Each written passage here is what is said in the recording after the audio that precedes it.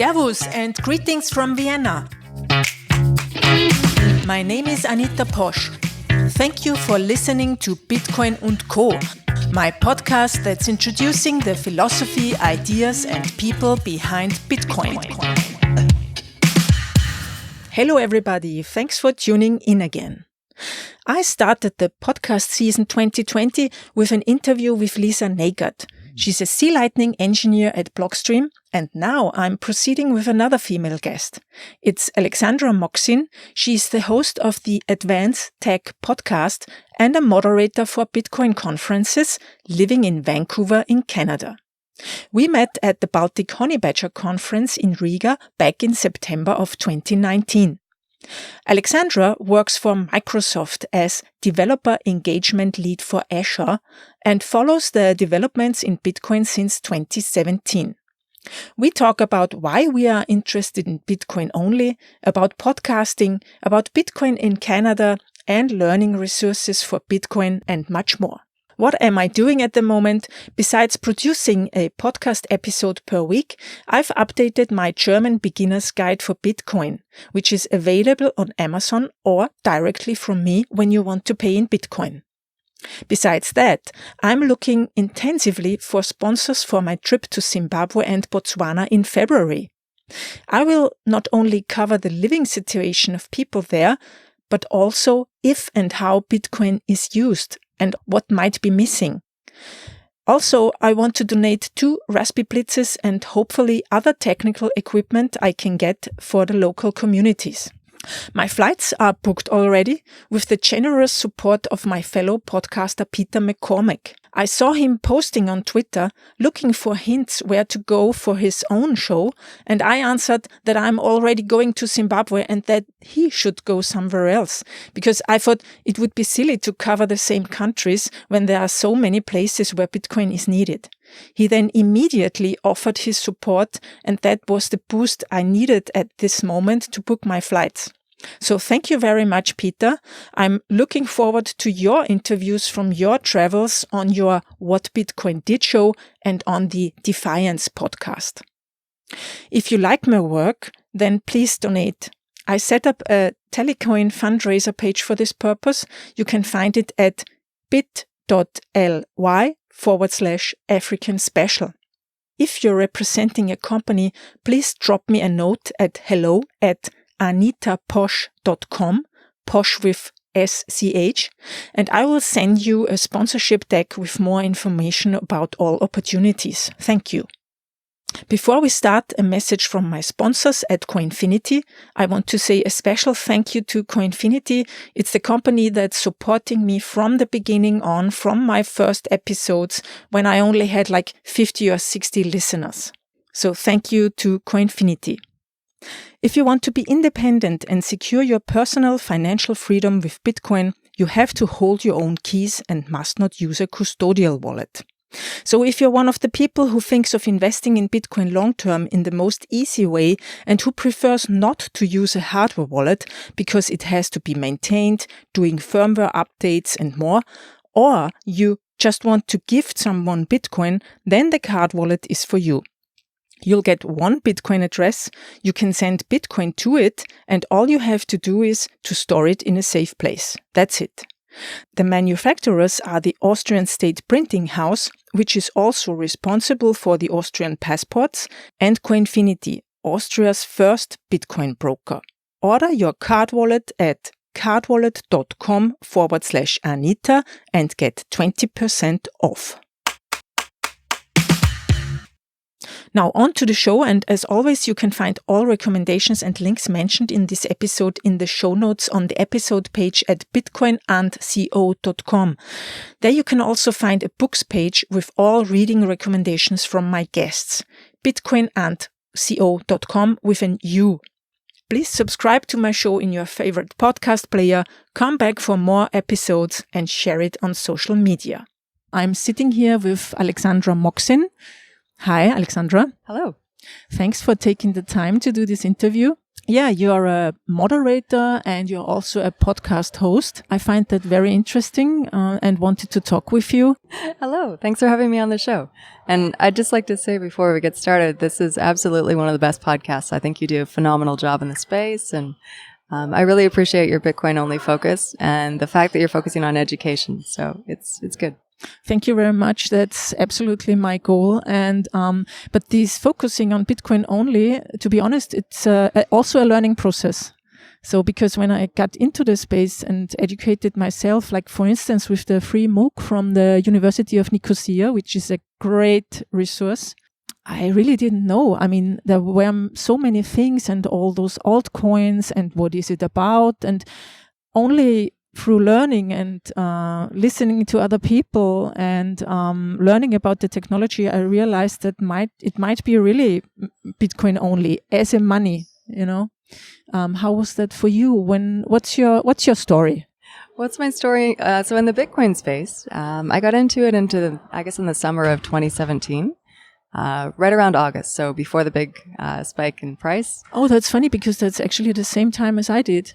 So rewinding back to summer of 2017 in August, I was watching Banking on Bitcoin by Chris Conacciari, and I apologize if I've totally butchered that last name, which is a great film. So it was a good grounding in the early Bitcoin scene and kind of how Bitcoin got started, at least from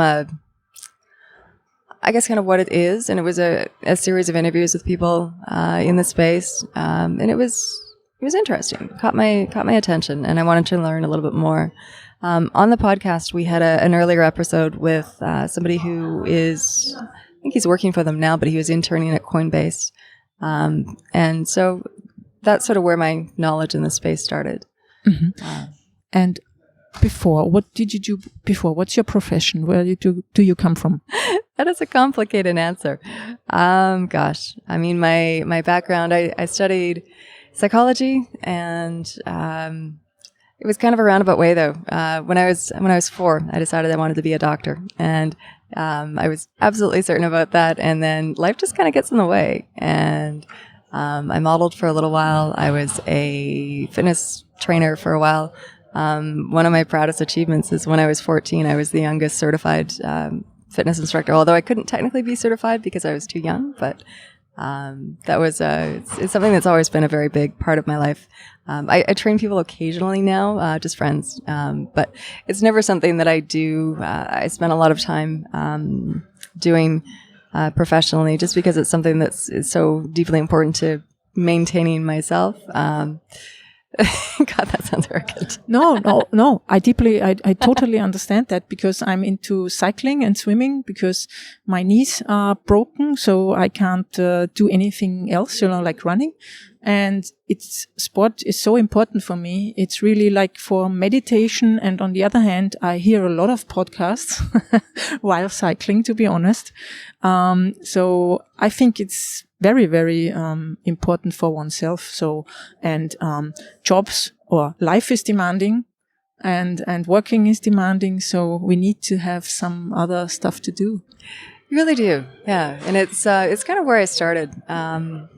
So yeah, currently I'm a new thing in my life is I'm currently working with Microsoft. So I am the developer engagement lead for Azure in Western Canada. What are you doing there? What's the goal? Yeah, so a lot of it is working. I'm very new to Microsoft, and Microsoft is an interesting company. So it seems like a complete left field decision, because I'm involved in very much the advanced tech space, but so is Microsoft. They're making some really interesting plays, and they've always invested wisely and strategically in different technologies and different companies. I remember there is a movie that I saw about and I think it was about Compaq, but there was a small, there's a smaller company that was, basically Microsoft came to the rescue, and same with Apple. And so they've really been there for tech and in a really interesting way. They're one of the few $1 trillion companies in the world. So it's an absolute honor to be working for them. So coming to conferences like this, because we've met, I think, the first time in New York at the Magical Crypto Conference, going to such conferences, is this a kind of a hobby for you? Why do you do this? I do this because I believe strongly in Bitcoin. And I have since I've learned about it. And I think as I was getting into the space, there were a few guests that we had on the podcast that were building on other protocols. Somebody in the regulatory space, and there was Singularity Net who built on Ethereum. It'd be really cool if they switched to Bitcoin, because if you look at Ben Goertzel's previous talks, he was wearing a Bitcoin, like a big shiny Bitcoin necklace, and so now they're building on Ethereum, and I'm not quite sure why, but I guess maybe at the end of the day, if it's emerging tech, it doesn't matter as much, but when you're talking about money, it sure matters. Because one of the things that really is important is security. And Bitcoin is, I believe that's its biggest strength, is the fact that it's backed by so much power. And, people that cut down Bitcoin talk about, it's boiling the oceans and all that garbage. And if you look at what actually goes into Bitcoin, you want that security. And there are so many other alternative energy, ways we can make energy, renewables and things like that. I don't know. I don't buy that argument. It's a tough thing, because if you don't really know much in the space, environmentalism, like it's bad for the environment. That's a pretty valid argument. And if you don't know, you don't want to say, yes, let's trash the planet. So, of course. But the more I'm into the space, the more I learn that the people who are into Bitcoin by heart and do that, like develop the stuff, develop the infrastructure. They are, I think, not interested in consumerism or in fast money in any way. They are really concerned about society and economy. And therefore, I'm sure they're also concerned about the electricity that Bitcoin needs, but it has a reason why it's needed. Yesterday, I was talking to Austin Alexander. He's working for Kraken. And he was saying Bitcoin is actually a battery. It stores energy. And I think it's like gold. Gold is also made by nature. And it's also in a way energy, because when Earth was created, or did create itself, gold was made, and that was a lot of energy in there. Actually, there are also many new ways of finding electricity to mine Bitcoin, because miners can go everywhere. And other forms, we don't have the batteries that can save this form of energy at the moment, and Bitcoin can. Mm-hmm. Yeah. So one of the things that I find really interesting about Bitcoin specifically is that it changes the power dynamic. And for me, if you look on my Twitter, I have the hashtag cypherpunk, and I was kind of cypherpunk in training as a hashtag before, but I've fully committed to the cypherpunk hashtag. Because I think it's a statement. It's important. I think that Bitcoin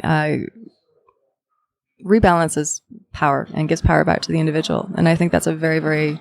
It's a thing that we've lost over time, and we've, as humanity, we've always had rulers, and whether they're kings or despots or decent rulers and government and you name it. I'm going to start sounding like a conspiracy theorist here in a moment if I'm not careful. But there's always been a balance of power, and usually it's the few that hold the power and distribute it quite unevenly to the many. And Bitcoin changes that. You talk to other people in the space and they're like, well, only a few wallets hold, Bitcoin, and it's still the same thing, just in digital, and it's not. You can get into the space by, just a few Satoshis. You can stack sats, as it's known, and it's still early. It's still an experiment, but it's a really cool and compelling element. And if we can get this right, think of how that's going to change the world. I think you're right. I mean, giving back money into the hands of the people, because it's money for individuals. You have the hashtag cypherpunk. What does this mean? I mean, what does it imply? Well, the technical term, I guess, if you want to go by the Cypherpunk Manifesto, cypherpunks write code. And what I like about the movement is, and I even hesitate to call it a movement, it's rebellious by nature, but it's a it's more defensive than offensive in my view. 100%. Yeah. It's like a silent revolution. Yeah, exactly. And, focusing on, people, you go through life and people are like, oh, that's just the way it is. And I think that's, I don't know if you edited out swearing, but I think that's bullshit. Yeah, no, I don't edit that. I think one of the sentences in the manifesto is something like, only collect the data that's really, really needed for the kind of transaction, but don't collect all the data. And that's exactly what Facebook and the others do. Mm-hmm. They make money with our data. And I think they always say it's for a better life. You find things more easily. It's convenient. Yeah. But it shouldn't be convenient. I mean, it should, but on the other hand, please, my data is my data, and I want to decide what I want to do with it. And that's also the reason I get into be more like looking on my privacy and not giving out so much data. And yeah, this is the way they work. As a general precaution, it's always good if something's really easy, sometimes it's too easy for a reason. And it's good to question that. And one of the things that I also like about Bitcoin is that it's brought back, it's seeming to bring back critical thinking, which I think is a skill as a society we've kind of lost over time. We get our news fed to us. We get, whether it's through schooling, you name it, it's kind of like the one source. And that's not a bad thing. But at the same time, we should always be able to ask questions. And the minute you can't ask why, there's a huge problem. And the minute you have to say everything on script and be exactly, this is the only acceptable thing. I mean, we're seeing that in China. And I think that's very scary. Yeah, but sometimes it's just not comfortable to ask questions. I think sometimes people, they just don't want to know the answer. That's true. And because it gets hard then. It's not easy anymore. Mm-hmm. Well, life is hard. I mean, it's if you want to lead an interesting life, it's important to always ask questions. And that's something that I think when I was a kid, my third word was why. And if something didn't make sense, I would keep asking until it made sense. And yeah, I'm a little bit, that's my nature. So you like to ask questions? I do. I'm often better at asking questions than answering questions. That might be a reason why we're both podcasters. Asking questions all the time and like nagging people. So tell me. Mm-hmm. Yeah. And I think that's an art also, to like let people speak freely about what they think and still have an interesting line in one of these interviews. So why did you start podcasting? And what's your podcast called? Right. So it's the Advanced Tech Podcast, not advanced because we're not interested in moving backward, advanced because we're moving forward. So we're focused mostly on emerging tech. And what is emerging tech? I mean, Bitcoin absolutely belongs in there. When it comes to cryptocurrency, that's the only thing that we talk about is Bitcoin. And I've made the formal statement as of earlier this year, although we kind of transitioned to that last year. We'll talk about artificial intelligence, distributed systems, XR, which is virtual reality, augmented reality, and mixed reality, and just people that are really thinking about the future. One of my favorite episodes is with my friend Nicholas Badminton. Badminton, like the sport. He's a futurist. He speaks around the globe, talking to incredibly interesting clients. You can find him. I have to give him a shout out because he's the very first person that recorded, although he's like episode 4. But he's doing some really interesting things. And what I like about Nicholas is the fact that he spends a lot of time preparing. He reads so much every day. And I find the people that really do the interesting things in the world and build systems and build companies and build like revolutionary things really take a lot of time to educate themselves. And I think it's very important just always, even if you have half an hour, read something, read a newspaper, hop onto Netflix if you're more of a visual learner, or explore something. Maybe it's something as simple as engage in a different part of your brain, like paint, or, take up sculpture, or like you said earlier, sport. For me, that's one of my biggest creative pursuits. And it's something that I've always kind of needed to do. What's the goal for your podcast for you personally? Yeah, for me, with the podcast, it's putting out good information in the world.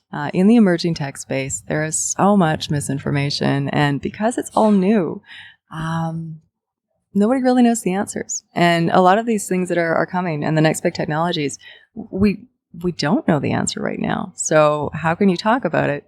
And it's, a lot of the really interesting stuff, like it's very experimental. And can we get it absolutely wrong? 100%. But, I think it's always important to be pushing at the edges, and innovation happens at the edges, and then it moves back and forth between. But it's important to be able to do that. So in the space, let's see, I've been very careful about the guests that we've had on, choosing people that are really experts in the space. And I'm always also looking for experts in the space, but also people who question themselves and question their ideas. You're also a moderator, panel moderator at conferences. You moderated yesterday the panel on the last 5 years in Bitcoin, something like that. That was the title, I think, with Adam Beck and Giacomo Succo. So yeah, the panel reflecting on scaling 5 years on. That title actually was Adam's idea. So full credit goes to him. I can remember the one sentence Giacomo said that scalability now is not so important for Bitcoin at the moment. It's privacy and fungibility, which I'm happy that he said that because I think that's really important in the next phase, like also to differentiate Bitcoin to something like Libra, for instance. I mean, we know that's completely different, but I think many people out there can't tell the difference. And also that in many countries, the use of cash is going back. I mean, when I was in New York, I was surprised. I mean, nobody takes cash almost anymore. And that's rather scary for me because it makes me a little bit anxious, because without cash, you can't pay anonymously anymore. And I think that Bitcoin needs more privacy and fungibility for that purpose, to be a new form of cash. You're from Canada. You live in Canada. I do. Yeah. And how is the acceptance or the knowledge about Bitcoin there? How far is it? Yeah. So in Canada, we have a lot of Bitcoiners. We have strong communities in Vancouver, which is where I'm based out of, Montreal, Calgary, Toronto. So yeah, there's a number of really, there's a lot of strong support for Bitcoin in Canada. I know one of the places that holds a lot of events in Vancouver is a place called Decontrol, and it's a really cool hack space. Andreas Antonopoulos is often there when he goes through town, and he talks about keeping Bitcoin weird. And it's definitely a place that keeps Bitcoin weird. And I think that's a good thing. It's not like Bitcoin's not meant to be this, like, there's this whole, blockchain movement, right? And the blockchain's not the interesting thing about Bitcoin. I think many people needed it for something new, or shiny, and not to have to talk about Bitcoin and confront themselves with Bitcoin. I think because as soon as you start talking about Bitcoin, you're an outsider. And who wants to be an outsider? Most people don't. See, I've never had an issue with being the outsider. I'm actually more comfortable as an outsider, which is kind of weird, I suppose. But that's just my nature. I have no problem asking the questions. And I tend not to do that in an obnoxious way. At least I try not to. But yeah. Just because it's hard doesn't mean that we shouldn't be doing something. And that should never, ever be it's too hard or too uncomfortable. That's where all the interesting stuff happens, is in that zone of being uncomfortable. And you don't want to put yourself out there and be the crazy person ranting on the street. But there's absolutely no harm in sticking to your principles. And the minute that it becomes too uncomfortable for others by you sticking to your principles, it probably means you're growing. And all the people that have created anything amazing in the world at any one time have been, they've had some time to themselves, and you find new friends, you forge new relationships. And I think that's part of the growth process. you're absolutely right. And all the thing you said about finding new friends and finding new people, I found that in Bitcoin. It's really true. I mean, I got to know so many new and different people with different views. But what's connecting us is the interest for and like a little bit of a fight for Bitcoin, I would say. And I really made friends, and it's great because they are from all over the world.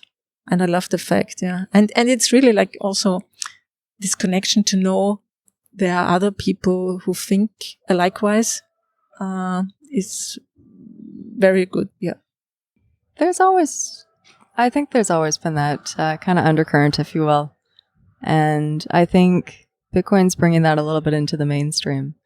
That almost feels a little bit dangerous to say, but ideas by their very nature can be a little bit dangerous. And so how often are you releasing episodes for your podcast?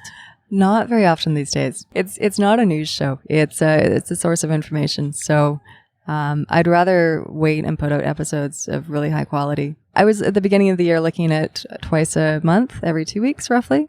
But there's a ton of work that goes, as you know, into producing an episode. And because the news cycles move fairly quickly, I think waiting and putting out something that's more a feature piece is something that appeals to me anyway.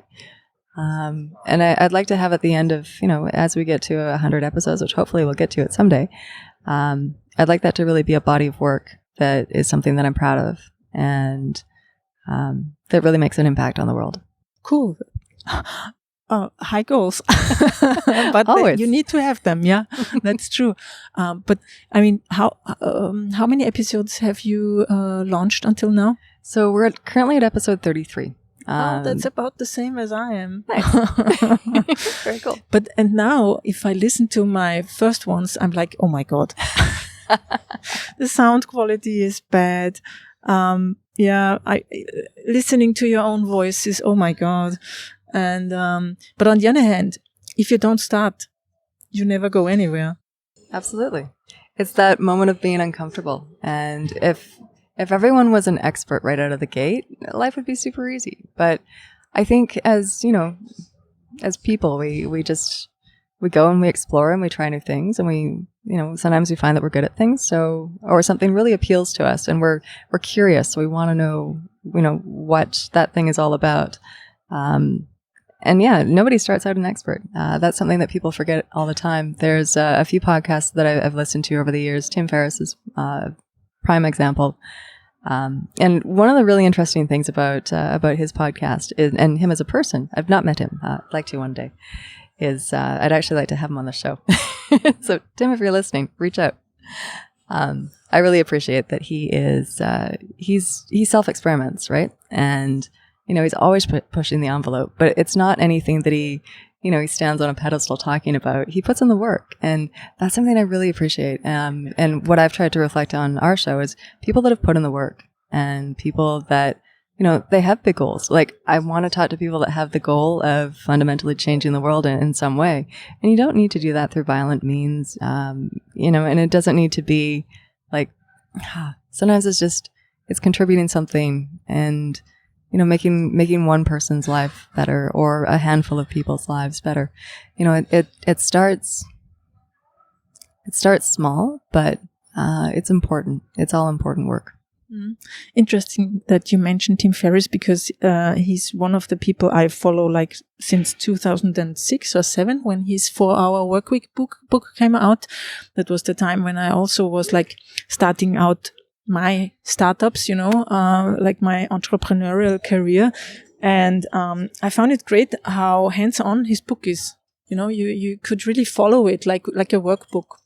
And also, yeah, his experiments with his health, but actually, that's too much for me, but I love his podcast too. He has so interesting guests, and he always tries to, find out what's the secret a little bit behind the success of people, and you can learn so much. And to be honest, it's my goal to be as good as Tim Ferriss. That's awesome. And have guests like this.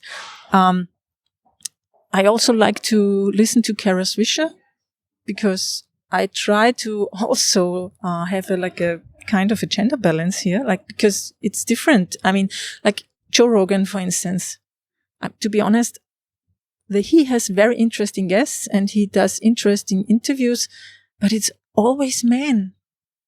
I like to hear the views of women too. Mm-hmm. So that's why I also try to focus on. But that was something I was talking now, and actually I'm interviewing you. No, it's good.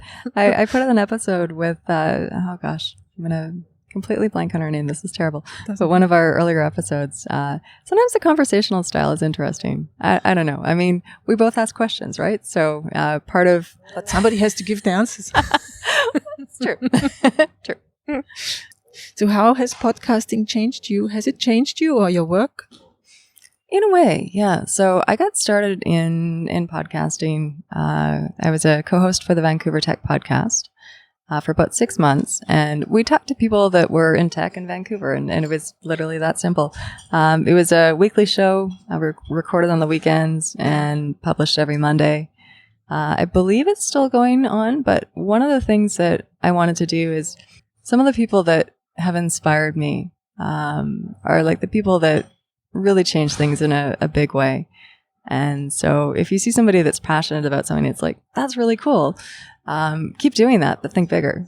And you sort of see this like flash in their eyes, usually like they want to, but they're like, oh, I don't know. So I was always trying to get Drew, one of the creators of the show, Drew and James, to think a little bit bigger, and he wanted to be very focused on Vancouver.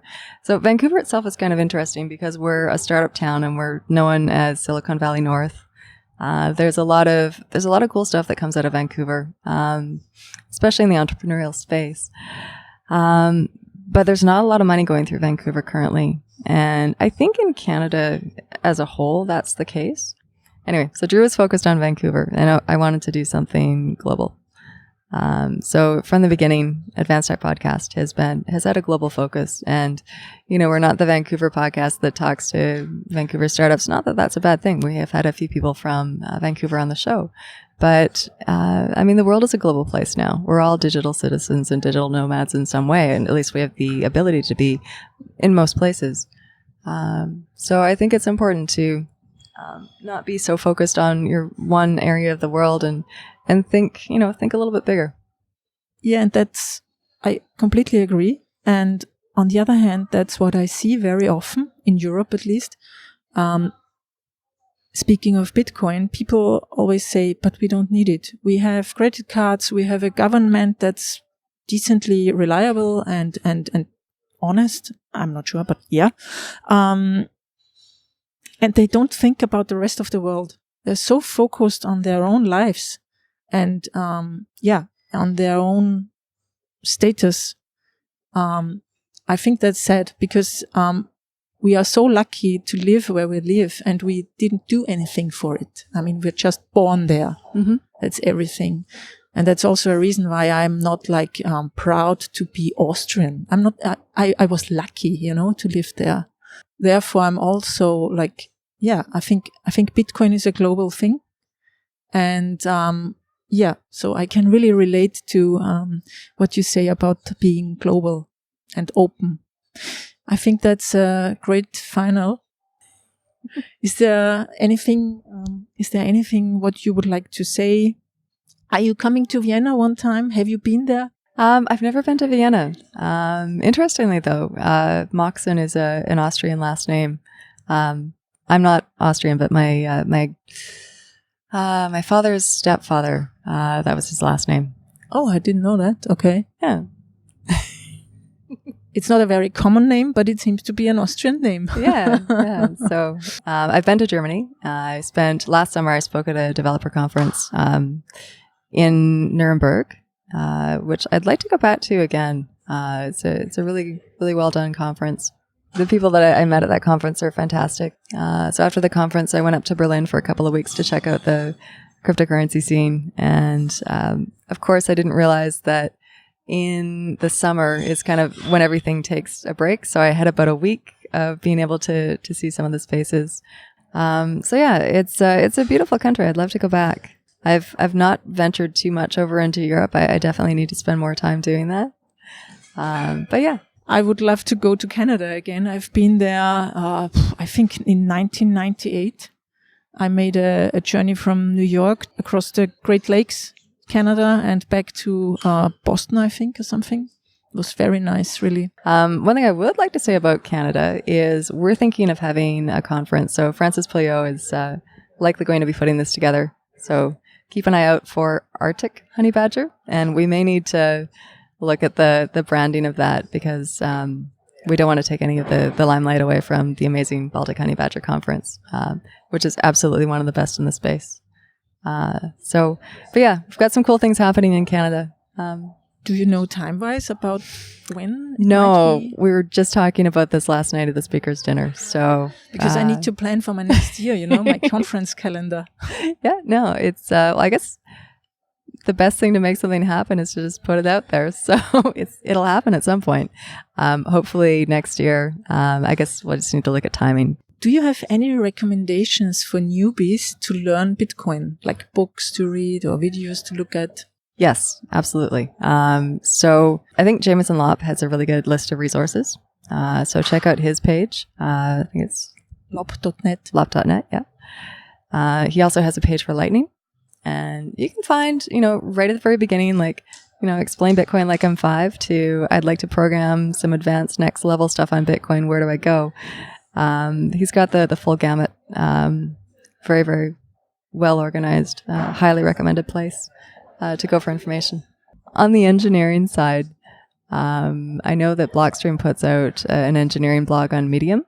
So check that out, especially if you're looking to program more. And then, of course, Andreas Antonopoulos is probably he's put a ton of work into understanding Bitcoin and other protocols, which I won't mention. But the contributions he's made to the space are nothing short of outstanding. So definitely he's somebody to look at it and go see one of his talks. He's very approachable. When we talked to him last year, so an interesting aside, we were at the Siegel Conference, which is the Seattle GNU Linux Conference, and focused specifically on the two. Great conference. It's in November. It's a smaller conference, but it's really cool. And if you're going to be in the area, you should definitely check it out. They put a lot of great work into it. We met with Andreas there. And they were kind enough, the place that hosts it, Bellingham Technical College, they were kind enough to loan us a quiet area in their commons. So that was fantastic. Thank you. But yeah, when we were talking to Andreas, he was saying that he wanted to talk about Bitcoin in places that need it most. So not necessarily like the big conferences where he's spoken at many times, but in areas where Bitcoin is needed and where people don't know about it. So he wanted to be focused on more developer conferences as well, and explain like why Bitcoin and why not the other protocols. Because if you've got a ton of marketing dollars that you can throw at something, you can make anything sound amazing, and that's not good because you want things that are of quality. So thank you very much for this talk. Absolutely. I'm looking forward to seeing you again at the next event. I'll be around. The next place that I'm speaking at, I'm moderating the panel at Decentralized. Decentralized, it's in Nicosia. Is this the one? Yeah, so Decentralized is an initiative through the University of Nicosia. And the conference that they have is going to be in Athens, which I think it's the third running this year. So they were kind enough to ask me to moderate there. And yeah, that's University of Nicosia is who put out the MOOC, so the massively open online course focused on understanding what this space is all about. And I like that it's a good introductory course. So also for sources, if you're looking for places to go, this is a fantastic one. Especially if if you don't have a background in programming or if you don't have a background in economics. You don't need those. You just need to be willing to learn. And it's a nice grounding. It's run like a university cycle. So in the spring and fall semesters, although it's completely ad hoc learning. Well, you took the MOOC, so I took it, yeah. But for people that haven't taken it, definitely look it up. And I mean, it's all your spending is your time, right? So that's always a wise investment, spending it to learn something new. And it's one of the only occasions you get to see Andreas live. Yes. Answering questions from the people who are in the MOOC. Yeah, that was really cool. He's put a lot of effort into that. So, yeah, for those who don't know, if you want to take the MOOC, you're being taught directly by Andreas Antonopoulos, one of the most knowledgeable people in the space, and the CEO of the University of Nicosia, who's a well-known economist and awesome person as well. He was affected personally by the Cyprus bail-in or bailout. Bail-in, I always forget what it's called. But yeah, where basically if you had, $10 million in the bank, well, here's your 100,000. Sorry, we need your money. Which is until you go through something like that, and I have not personally gone through that, but until you go through something like that, a lot of people don't understand why Bitcoin is important and why having control over your money is important. And, something you can just magically inflate and print more of when you need more money is that a good thing? I mean, maybe there's a use case for that, but I sure don't like, knowing that my money is valued less and less and less over time, and things get more expensive. It's not good, right? Yeah, and most people don't save then because they, of course, say to themselves, if my money gets smaller at the bank, then I buy something first. But the problem is at the moment people buy silly stuff they don't need and throw it away again. Mm-hmm.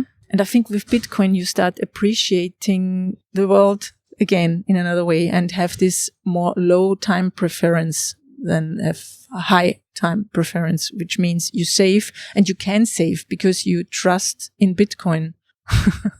And I know it's so hard to understand for other people, and it might really sound weird, but I think there's something to it, and I'm absolutely convinced.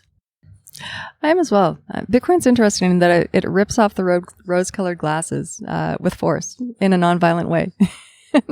I think that's a really good thing. We're a nation of consumers, distracted by our shiny metal objects or whatever objects, and why? We could be doing so many more, so much more as society. There's so many deep fundamental problems that need solving. Like we've got everything. There's so much more that we could be doing as society and as humans. And do we want the shiny new car, or do we want a better world?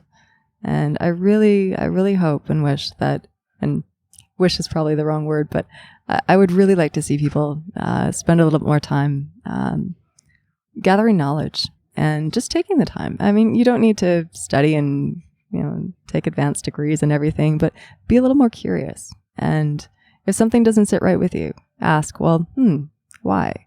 And is there a better way? I think the more that we push ourselves to be better human beings, the better we all are as society. Thank you. I couldn't have said it better because I totally agree with you. Thank you, Alexandra. Absolutely. Thank you. Great talk. Thank you very much. Thank you for listening. I hope you've enjoyed this episode. And if you want to support my African journey, then please donate to it on my Telecoin page. You can find it at bit.ly/African special. That's bit.ly/African special in one word. Thanks to my sponsors, Coinfinity and their card wallet. You can get 20% off at cardwallet.com/Anita. And as always, this is a podcast, not financial advice. Please do your own research. If you like my show, please subscribe to it in your podcast player and share the episode on social media. You can find all links that were mentioned in the show notes on the website or in your podcast player. If you are in the mood for a donation, feel free to tip me at tippinme@AnitaPosch. You can contact me also on Twitter, LinkedIn or YouTube. Goodbye from Vienna, auf Wiederhören. Music, start with Yes, Delicate Beats. Idea, content and production, yours truly, Anita Posch.